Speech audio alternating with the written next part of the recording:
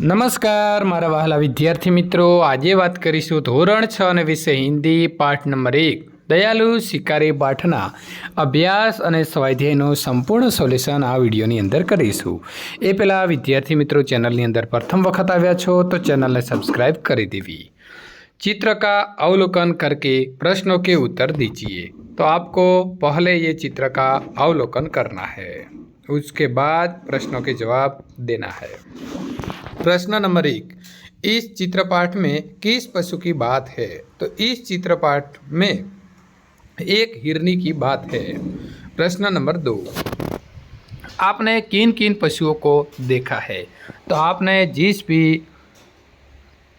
पशु को देखा है उसका नाम यहाँ पे आप लिख सकते हैं। मैंने इन पशुओं को देखा है: गाय, बैल, भैंस, बकरी, घोड़ा, हाथी, कुत्ता, बंदर, बिल्ली, ऊंट और गधा। प्रश्न नंबर 3, जंगल में कौन कौन से जानवर देखने को मिलते हैं? तो जंगल में शेर, बाघ, हाथी, हिरण, भालू, लोमड़ी, सियार, खरगोश, बंदर आदि जानवर देखने को मिलते हैं। प्रश्न नंबर 4, चित्रपाठ के आधार पर शब्दों की सूची बनाइए। शिकारी, दयालु हिरनी, जंगल, बंदूक, निशाना, गोली, टांग, सावक, आंसू, पशु, अस्पताल वगैरह।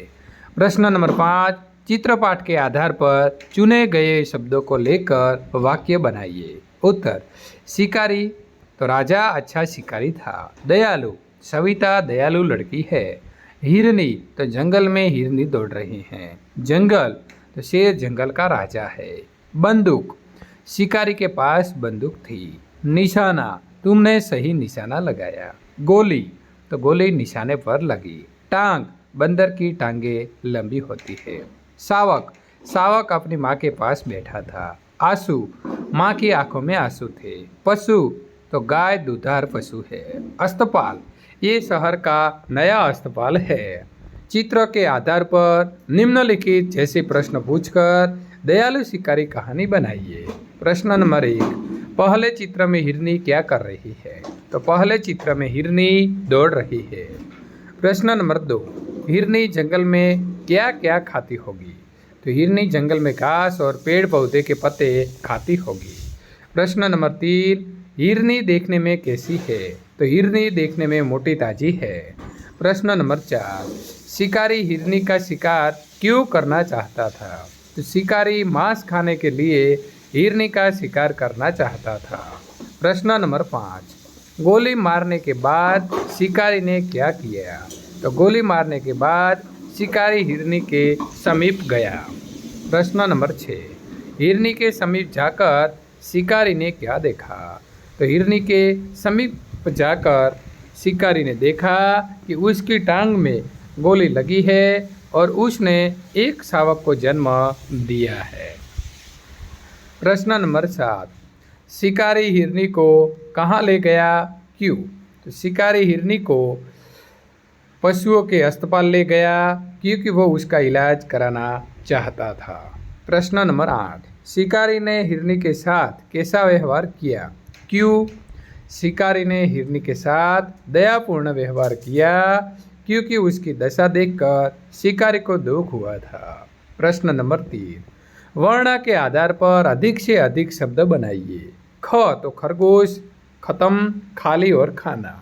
ट तो टकसाल, टका, टखना, टमटम। ड डकार, डकेती, डग और डगमग।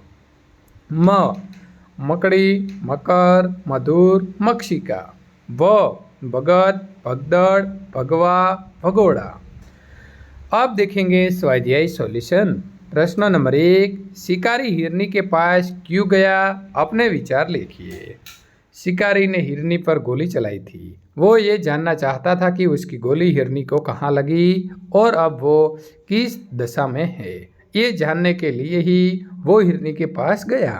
ये हालत देखकर शिकारी को बहुत दुख हुआ। उसे हिरनी पर दया आई।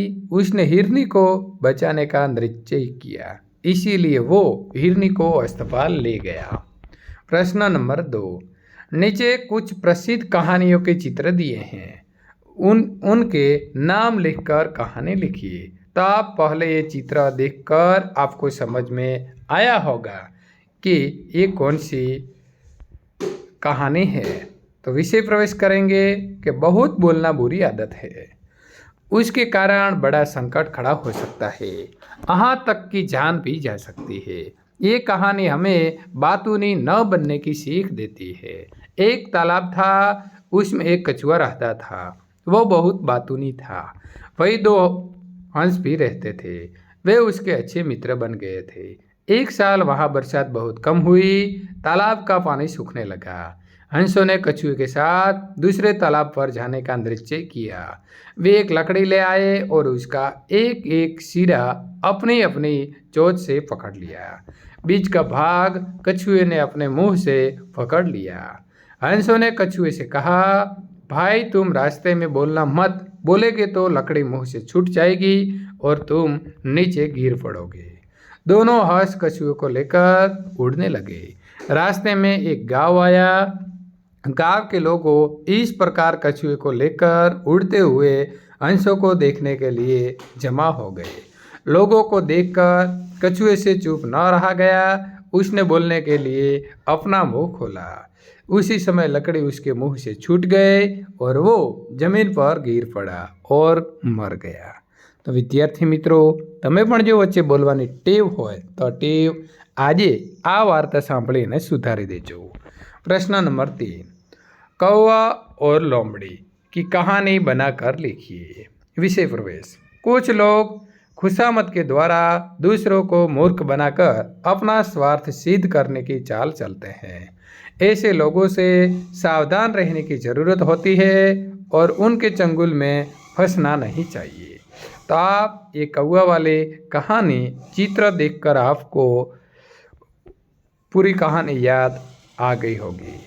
इस चित्रपाठ में एक चालाक लोमड़ी एक कौवे की बड़ाई करके उसे मूर्ख बनाकर उसकी रोटी हड़प लेना चाहती है, लेकिन कौवा होशियारी से काम लेता है और लोमड़ी को अपना सा मुंह लेकर खाली हाथ चले जाने पड़ता है।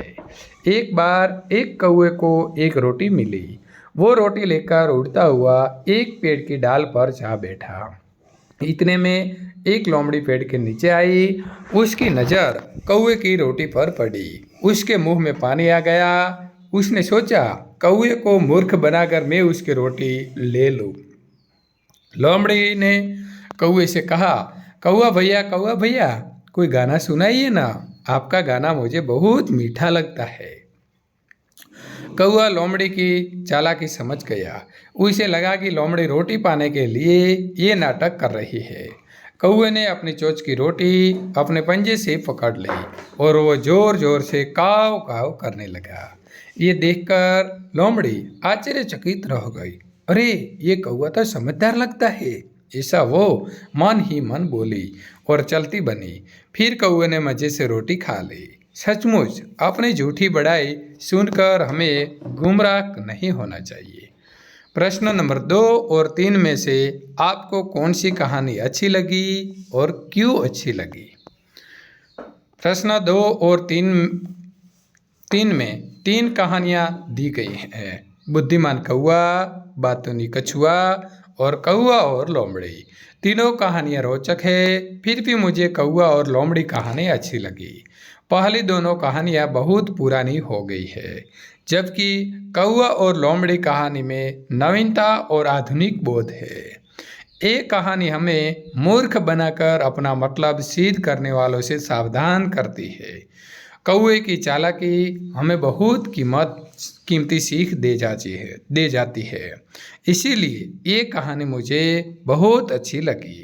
प्रश्न नंबर 5, नीचे दिए गए शब्दों के विरोधी शब्द घेरे में से ढूंढकर वाक्य प्रयोग कीजिए। दयालु, बहुत, स्वच्छ, खुश, जन्म और बुराई। तो आपको यहाँ से उसका विरोधी शब्द ढूंढना है।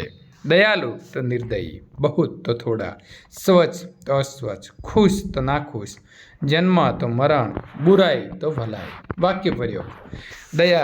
दयालु मनोज ने आहत चिड़ियों को बचाया। निर्दयी शिकारी निर्दयी होता है।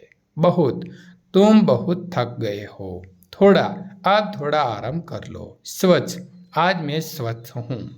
अस्वच्छ, कल मैं अस्वच्छ था।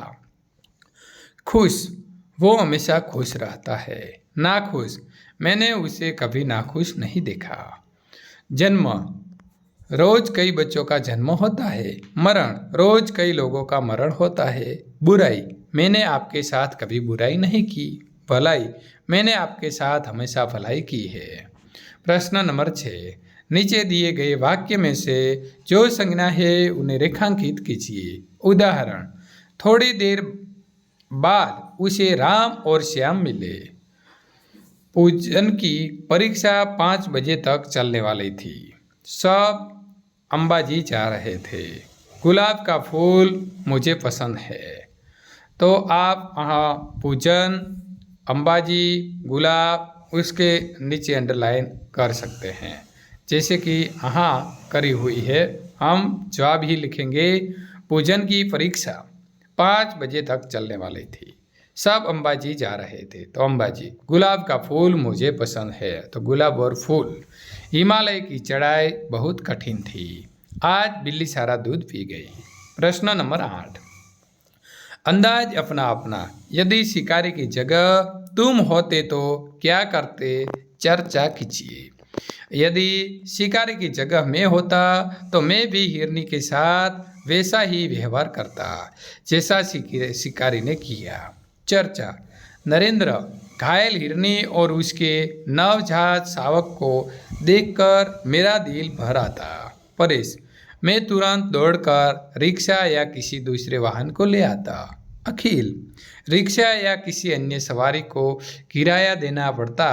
अगर तुम्हारे पास किराए के पैसे न होते तब क्या करते। परेश, तब मैं दौड़कर सीधे अस्पताल पहुंचता और हिरनी की हालत बताकर उनसे एम्बुलेंस भेजने को अनुरोध करता। नरेंद्र, हाँ, किसी तरह हिरनी का इलाज तो करवाना ही था। इसके बचने पर ही उसके बच्चे की जीवित रहने की आशा की जा सकती थी। विद्यार्थी मित्रों, અહીં આપણે સંપૂર્ણ અભ્યાસ અને સ્વાધ્યાયનું સોલ્યુશન પૂર્ણ કરીએ છીએ। જો તમને અમારો આ વિડીયો ગમતો હોય તો તેને લાઈક કરી તમારા મિત્રો જે તમારી સાથે ભણી રહ્યા છે તેમના સુધી શેર કરવાનું ભૂલશો નહીં।